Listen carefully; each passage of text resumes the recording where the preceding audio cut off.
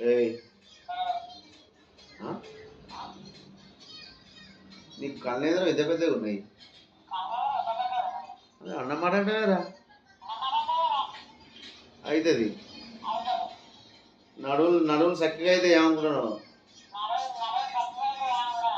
ఏమరో అట్ట ఊగుతాను అన్నమాట అంటాడు వీడు. ఈ పలుకుతుంది కానీ ఒక రైటు ఇట్లా అన్నమాట అంటే ఎవర్రా?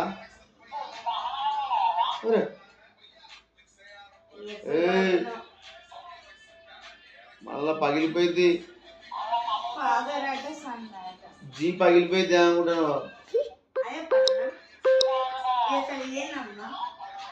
జీ పగులుద్ది.